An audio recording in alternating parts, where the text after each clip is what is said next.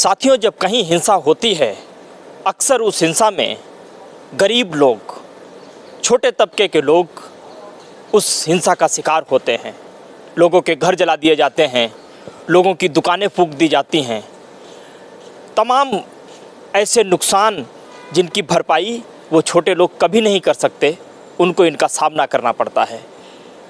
घर जलना तो छोटी सी बात है, दुकान जलना तो छोटी सी बात है। जब भी कहीं हिंसा होती है, उस हिंसा में सबसे पहले लोगों की उम्मीदें जलकर खाक हो जाती हैं, लोगों के हौसले जलकर खाक हो जाते हैं। आगे फिर कोई भी उम्मीद पालने से वो लोग घबराते हैं, डरते हैं। मैं बात चाहे मणिपुर की करूं या फिर मेवात, नूह, हरियाणा की करूं, आखिर ये सब क्यों हो रहा है और क्यों होने दिया जा रहा है? क्या किसी में हिम्मत है इस पर सवाल पूछने की? क्या किसी में हिम्मत है कि वो प्रधानमंत्री से ये सवाल पूछ पाता कि आप देश के मुखिया हैं, इस देश के लोगों ने बड़े विश्वास के साथ आपको मत देकर देश के प्रधानमंत्री पद की कुर्सी पर बैठाया है, आपकी जिम्मेदारी बनती है हर राज्य में सुरक्षा व्यवस्था कैसी हो, शासन व्यवस्था कैसी हो, आपकी और जनता के बीच जिम्मेदारी क्या हो, ये तय होना बहुत ज़रूरी होता है।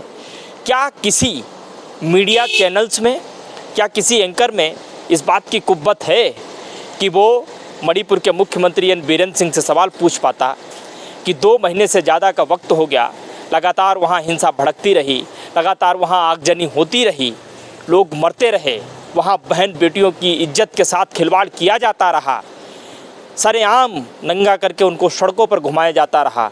स्मृति ईरानी चुप रहीं, प्रधानमंत्री चुप रहे, गृह मंत्री अमित शाह, जिनके हाथों में इस देश की रक्षा की डोर है, वो मौन हो गए। ऐसा लग रहा था मानो उन्होंने अपने मुंह पे पट्टी बांध ली हो, कानों में रुई ठूस ली हो। आखिर क्यों नहीं इस देश की मीडिया सवाल पूछ पाती है सत्ता पक्ष से? क्यों सवाल सदैव विपक्ष से ही पूछती है? आपको ये सभी अगर कड़ियाँ जोड़ करके आप देखेंगे तो आपको ऐसा नहीं लगता कि ये पूरा का पूरा मामला एक सुनियोजित तरीके से चलाया जा रहा है? देश को कई 100 साल पीछे करने की जिम्मेदारी मानो नरेंद्र मोदी ने अपने कंधों पर उठा रखी हो, और कई 100 साल पीछे कर भी दिया है। मेवात की घटना, नूह की जो घटना हुई है, वो घटना इंसानियत को शर्मसार करती है। क्या हिंदू, क्या मुसलमान, क्या जाट, क्या गुर्जर, जब हिंसा भड़कती है तो हिंसा में जलने वाले लोग या हिंसा की आग में जो लोग झुलसते हैं, या हिंसा की आग जिसको झुलसाती है, वो ये पूछ करके नहीं झुलसाती है कि तुम हिंदू हो, कि तुम मुसलमान हो।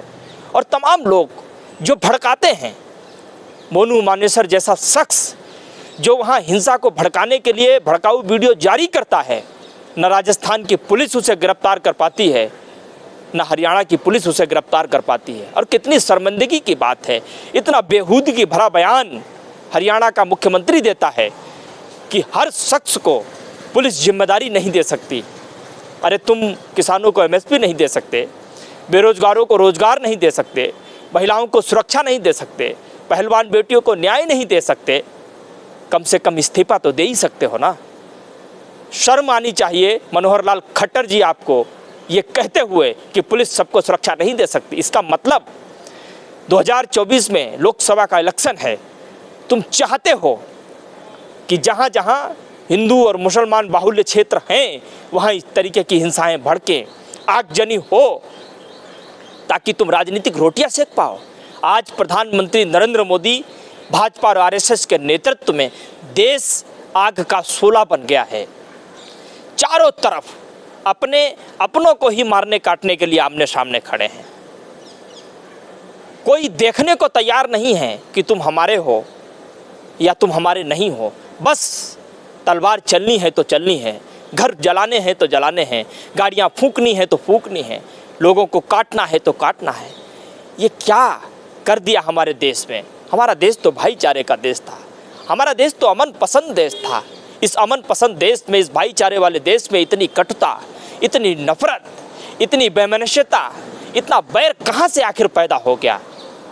प्रधानमंत्री नरेंद्र मोदी जी, आपकी मंशा तो साफ जगजाहिर होती थी जब आप लक्ष्यदार भाषणों से इस जनता को ठगने का प्रयास करते थे।